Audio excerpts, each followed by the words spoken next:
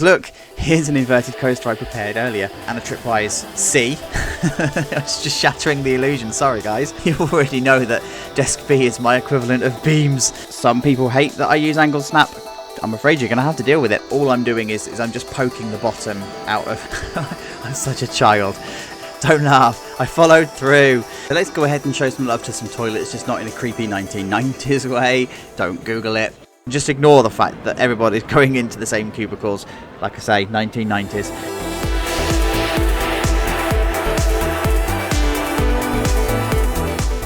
Hey everybody, how's it going? So thanks for coming along to this extra episode of ChachoLandia. So this is supporting episode number 5, the Invert coaster. And wow, what an episode that absolutely was. Thank you so much for all of your support. So we're going to tear some stuff down in this episode. I'm going to show you how to build a few things, and we're going to have a nighttime tour because that's something that I didn't do purposely in the main episode. So just to refresh your memory on where we are with the actual Invert itself, this is the Invert, the absolute awesome name, Kumunga, chosen by Lewis91 over on the community tab. Just brilliant name, fits absolutely perfectly. So it's just a generic invert that it's just nicely placed, right? So comes down from a swooping drop, first drop into a loop, into a 0G, which I'm going to show you how to do that shortly, into an Immelmann, which I'm going to show you how to do shortly, and then into a dive turn underneath a feature that has some effects, into a couple of 0G rolls, and then lots of twists and turns into the final station. So anyway, you're familiar with how this already works, right? So let me just show you around some of this stuff because you've kind of asked me a couple of questions. Custom supports is a big question that you guys ask, and you can see roughly where the custom supports are if I select the ride. So there's one there, there's one there, there's one here, there's one, and yeah, you get the picture, right? So custom supports, they are just made up nice and simply. So you have your normal coaster support that's on one side, and then you just create one that's at an angle, and the angle has to be the correct one to support the actual track itself. There's no point having it like darting off over here. That's not going to create any kind of support whatsoever. So typically you're going to find that your angles of this one are somewhere between 10 degrees and 40 degrees. It depends on your topography, depends on all of your landscape and everything.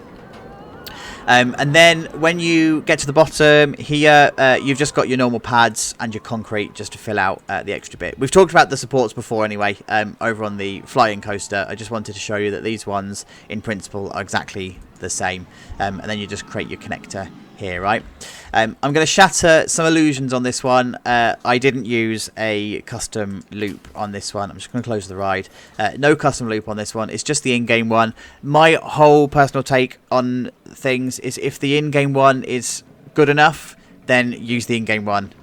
So like corkscrews and vertical loops are two things that I tend to just use the in-game ones just because they do their job, right? But it does come in its own when you start using 0G rolls and Immelmanns, because then you have control over how they actually look. So you're looking for this kind of this bat element. That's hence the reason why this coaster was chosen for Batman the Ride, right? Because you've got the bat symbol. Kind of makes sense. And then you've just got the Immelmann as well, that's in here. So let's have a look at this at night then. Let's go for a nighttime tour because I did talk about having a light package that I didn't actually really show off. So there's all of the floodlights that are around that create that white light, the safety lighting. But you've also got on this one quite a lot of ambient lighting that's going on. So we've got the orange, yellow ambient light that's around the queue line and around the actual ride area itself. I followed this all the way through. Don't laugh. I followed through all the way through into the area. Oh God. And then inside the actual gift shop itself then I've used the same technique underneath the ground. There we go. So you can see you've got the pad of the grid of the lights that I've just sunk down, so you just got a bit of a brighter space in here. This is actually, if I'm honest, it's probably a bit too bright. I might need to tone the temperature down a little bit, because you do have some effects in here. You have some yellow and green lighting that's kind of washed out at night. So it would be nice actually if this is a bit more of a feature. So I might actually tone those down a little bit. But then we come into this way, and of course you've got all of your support lighting that goes up the lift hill. So this is your evac lighting, and these are always on. And I've actually decided to use the floodlight on this one because they throw a little bit more light than the other lights that I've been using. So yeah, that's all up the lift hill. And then of course by the station you've got the same flood lighting that just creates all of the safety lights. And then you've got the maintenance area in here. And then the station area itself has got quite a lot of ambient lighting going on here. It's quite shadowy, it's quite gloomy, but I like how it's supposed to be that way. It's supposed to have that like warm effect. So these lights themselves, the firehouse lights, they aren't actually white. They're coloured the same colour as the walls, and then just toned down slightly with the temperature to make it not so bright and garish. And same with these downlighters, they're not actually white, they're the same yellow, and that's what's giving that yellow glow everywhere. And then it's the same in the queue line as well. You've got that yellow glow that's around everywhere, but it's not everywhere because you don't want to overkill with your lampposts.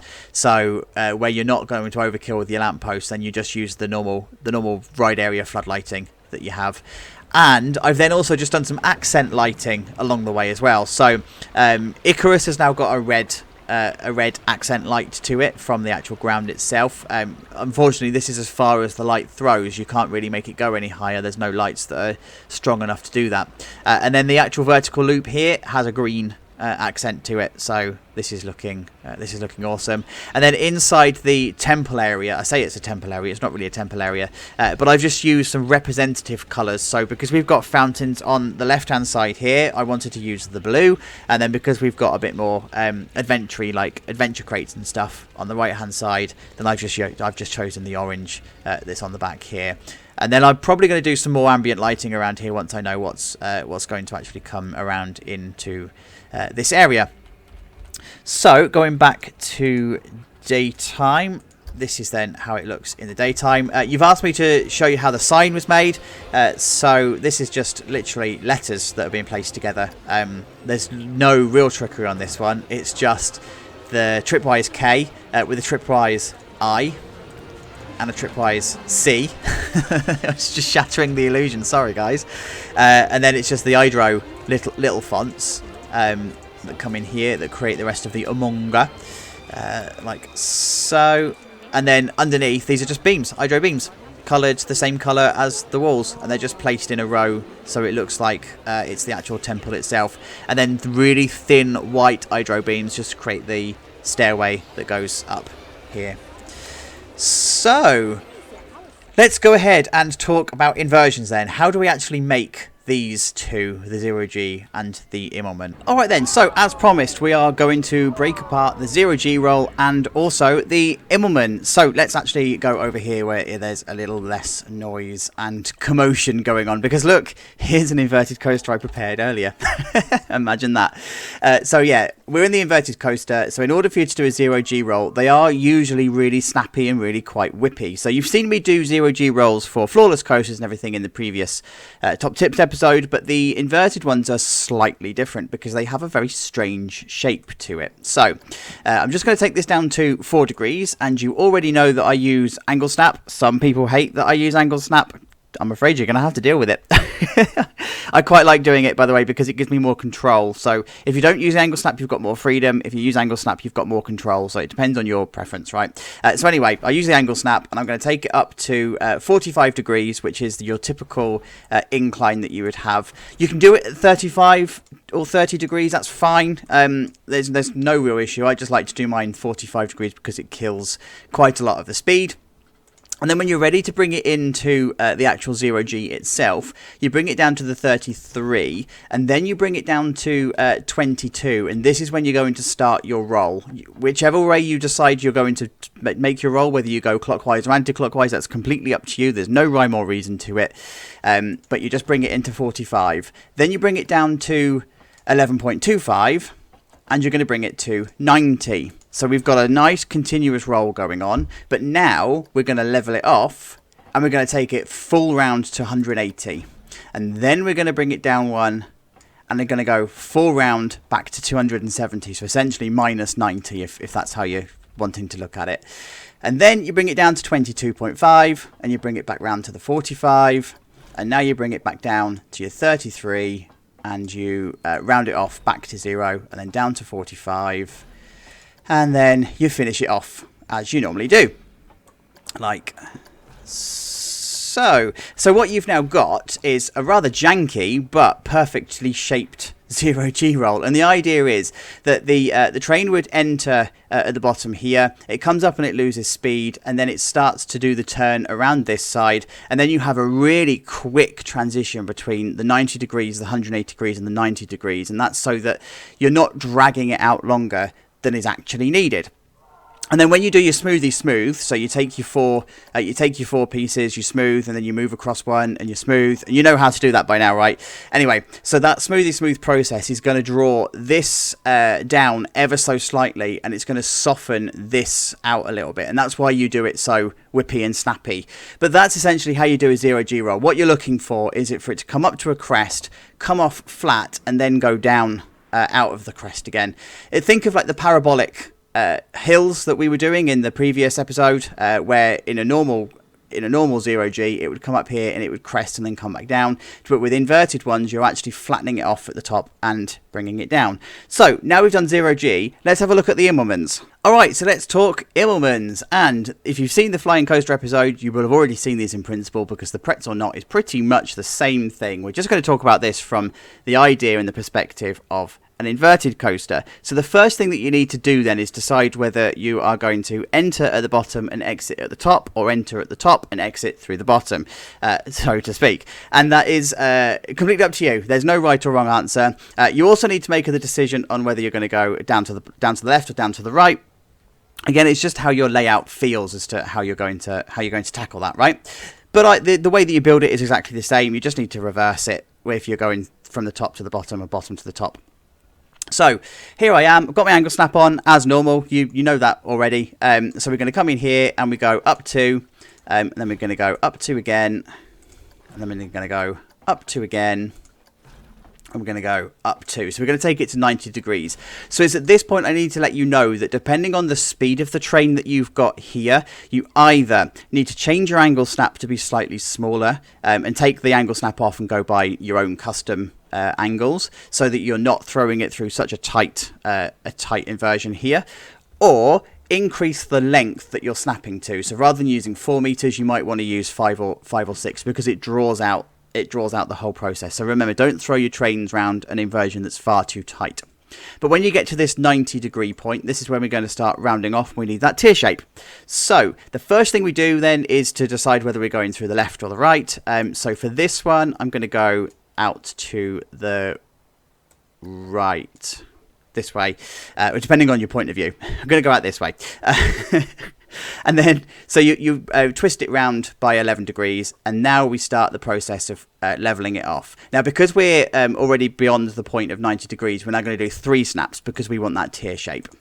So it depends on how loosey-goosey or tighty-righty you want the, that's the thing, that you want your Immelmann to be, as to whether you now level it off completely, or whether you continue it around the minus 11 degrees. Your smoothie smooth will sort all of the jankiness out, so it will do all of that for you as long as you do it enough times. So it doesn't matter that it looks a bit weird when you finish this. So I'm actually going to level this off now, and I'm going to bring it down another 3, so it's 22 degrees.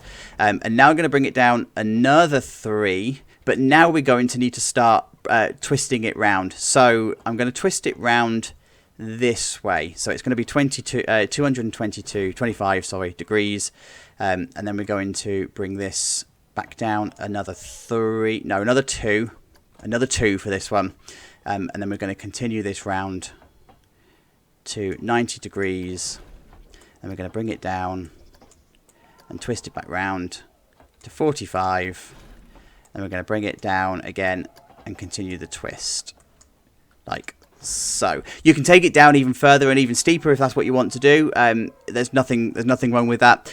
Or you can continue it on the 45 degrees and then have it level out that's completely up to you as well. But this is the ultimate shape that you're looking for. And as I said earlier on with the 0G, the Smoothie Smooth will take care of the bits in the middle, right? So this twist here that's a bit awkward at the moment, so you see it's a little bit awkward here. The Smoothie Smooth will take care of that for you, and it will make it a nice angle this way. And also the bits at the top here, the reason that we're doing it so early is because Smoothie Smooth will try and bring all of this twist down your Immelmann slightly, so you'll still maintain this 180 degrees along here, and then it will come down this way. So what should we pull apart in the park? Alright, so let's go ahead and show some love to some toilets, just not in a creepy 1990s way. Don't Google it. And you've asked me to tear apart the toilets. So I've done a little bit of preparation because this was originally one building, so I've now split it into two separate buildings. And so I'm just going to pull this apart like this so you can see the inside. So the actual inside itself is nice and simple. It's just a 5x4 normal size building, but we've got a little bit of dead space that's in here. Then we've got the two toilets that are living in the middle of the toilets themselves here. And then you've also got the staff room just to make this a little bit functional in this area. Now the reason I wanted to make this a bit of an overhang is because I knew I was going to have some offshoots and everything that I'm going to need to hide. And so I just wanted to have a little bit of flexibility and freedom just to do what I wanted in this space, particularly when it came to the floors, how this was going to clip in, how this was going to clip in, and how the actual toilet floors were going to clip as well. So I just needed to have some kind of a buffer zone to work with. And so the roof then, the roof is nice and simple. So the actual pieces on here, it's just a temple block that you find. I'm going to move them over here. It's just a temple block that's in the game. That's all nice and simple. Then you've just got the normal fire pit. That's in game. That's in the adventure pack. Then you've also got the temple decorative rail. That's just in the game as well. Nice and simple so far. No trickery, nothing involved. It's just how you place them down. This is where there is trickery though. This is the number 4, I think it is, the rectangle 4. It's the one with a snake on the back. So this one is placed upside down, so it just creates the roof texture. And then I've placed the same one, but this time I have placed it on a 90-degree angle, and then the one underneath on the bottom is then placed at another 90-degree angle. So it's the 3 that are placed together that then create that absolute lip. And I actually love how this looks. Right, it's just such a great little technique. I don't even know how I stumbled across it. But you can also build pillars with this with the same technique, right? So if you just have another one again facing. So another one of these facing 180 degrees, you can then create an entire square, turn it upside on its upside head, and yeah, you can create a pillar. And so then the actual inside of the toilets themselves, we've just got normal walls that are in here. These walls here, they are just your scaffolding wood that comes in the adventure pack. So they're just aligned to the surface of the wall, just to create the interior wall. This one's slightly different. This one comes from Thememaker's Toolkit. It's the Ancient Egypt wall. There's a wall set on there that's absolutely amazing. And so this is what this one uses. But this time it only uses a 1 meter wall down the bottom here, with this aligned to it and then copied across again so that it's double thickness. And then so there's just no point wasting piece count and wall count and everything. That's what I do there. And then of course, because we've got the path that lives underneath here, you've then also got a barrier, a no entry barrier that's here, that's just separating the two toilets, just to make sure that the guests don't clip through walls and everything, because they like to. And then we start getting our Thememaker's Toolkit stuff out. So on the walls we've got posters. So that Roto Tower is really loud. So on the wall we've got the posters that come from, I think these are KPR posters. I think they are. I use them everywhere, absolutely everywhere. And then we've got My Curious Minds hand dryers that live on the wall here. So if you've got the Swarm Recreation, then you've probably got the hand dryers that come with that. So yeah, these are awesome. These are such a nice little addition. And I'm using these rather than using my own now, because these are just perfect. And then over on the other side, we've got ourselves some sinks. So these again, workshop, Thememaker's Toolkit on the workshop. And I just place them at the right height, so it's about 1 meter high. And then I always make sure that I've got one that's lower down for kids and disabled people, so that it's, you know, more accessible. The actual mirrors themselves, this is Thememaker's Toolkit glass. It's the one-way glass that you can find, and it comes in 1 meter, 2 meters, and 4 meters. So if I turn this around, you can see that it's actual glass. But the one side, because it's one way, it's got like the mirror effect on the other, so you can use that. And then I just line it off using some kind of ThemeMaker's Toolkit beam. The thickness and the colour and everything is completely up to you. You could actually use in-game beams if you wanted to; they would work just the same. So yeah, that's just how I line those off. Then we come into this bit, and I've used the normal art shapes. That's the word I'm looking for. Art shapes. So I've used the art shapes just as the actual top of the ceiling, and coloured it black. And then around the rim where I'm going to put the art shape, I always put some kind of trim along the ceiling along here, and it kind of gives me, there's two reasons. It means that you can definitely have a void in the top of your ceiling, so you can put things like lights and all of that sort of stuff. But it also means that then you're not as high, because 4 meters for any kind of building is actually quite tall. So I always put this round so I know what kind of space that I'm working with. And obviously the ones over here have moved across with this building, because that's just how I've split the buildings into two to show you. And then all you do is you just bring your art shape in and line it up with the trim, and then you've just got the void, and now it looks like it's a lower ceiling than actually it is. And you'll be surprised at how effective that technique actually is. And then when it comes to the cubicles, these are actually really quite simple to do, but I don't know how you would do it if you're using console, because you don't have things that are thin enough. And I know that I've been doing some work for a project that isn't out yet, and finding thin items is an absolute nightmare in game, and this is where you really do rely on ThemeMaker's Toolkit. And yeah, it's Desk B. Of course it's Desk B. you already know that Desk B is my equivalent of beams. So yeah, I use Desk B for this one. Same with the actual door itself. And then the pole, this is a queue-line pole fence pole that's on the ThemeMaker's Toolkit as well. And then you just line them up and just make it look like the actual cubicle doors. And then, of course, to hide the main toilet block, you just do the same here, right? So you just have your toilet doors, make it look like actual toilets, and just ignore the fact that everybody's going into the same cubicles. Like I say, 1990s. And then just remember that you've got your... I don't even know if I can say any of that. You've got your disabled access as well, so don't forget you've got disabled guests that are going to be using your areas. And then, of course, underneath, you've got your floor pieces. So... let's go ahead and move these out of the way. ThemeMaker's Toolkit with this one. These are, again, awesome. I found them. It's the Mediterranean floor. I found them for this exact build. And then underneath, you can see the horrors that it's hiding, because obviously the actual path on the outside comes into it. So we're going to move this out of the way. And then underneath, you just got normal path.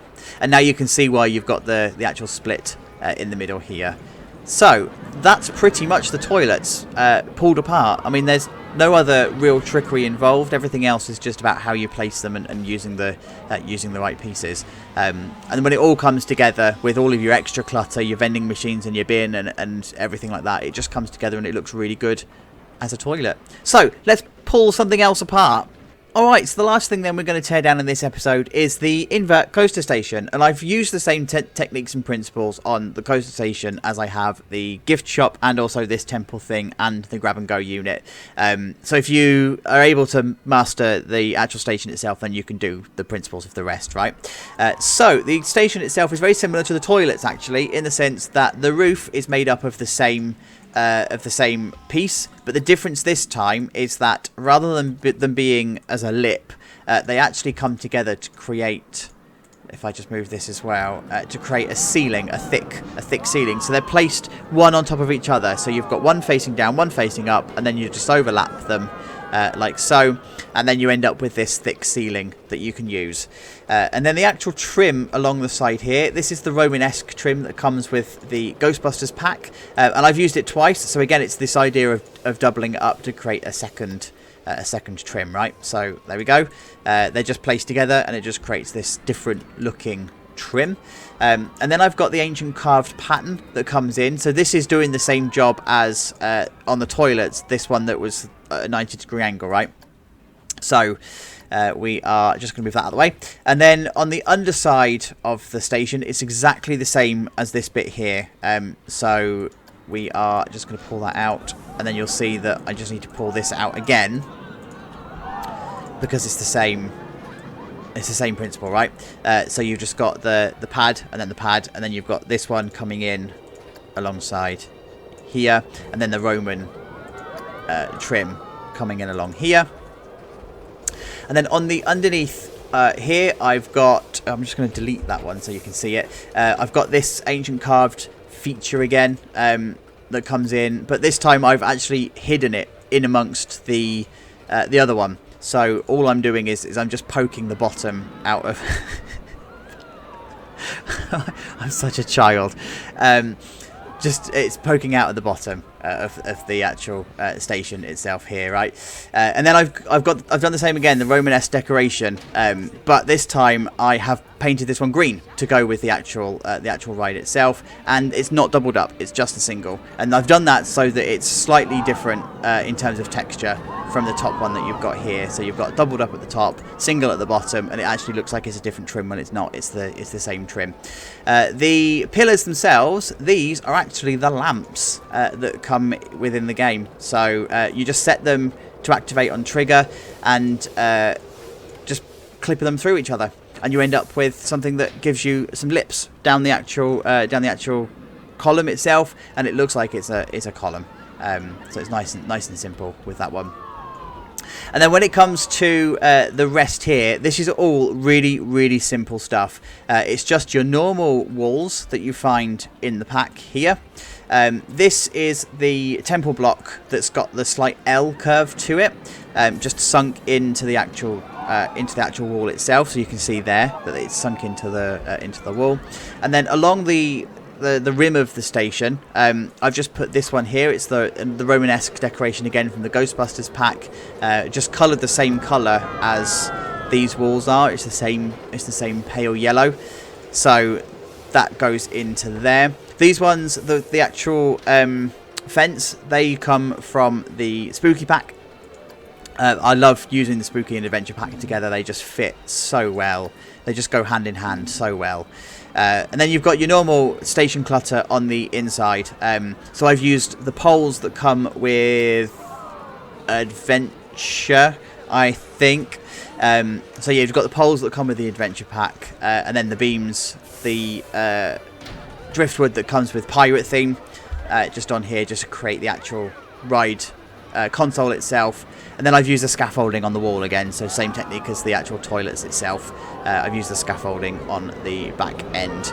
The ceiling inside then is all coloured the same yellow, and I've just put some beams across from the Haunted House set, so the Spooky pack, just to break that ceiling up, because it's a very bland ceiling otherwise, and because you've got the textures and everything from on the underside from the actual temple pieces themselves, I've just used this just to give it a little bit of character, and then the downlighting just to create a bit more of an effect. Then of course you've got all of your compliance and emergency signs. You've got floodlights for the station, you've got your exit signs, and you've also got over this way your baggage hold, your exit signs, and then over into the maintenance area itself, you've got all of your compliance stuff over here as well.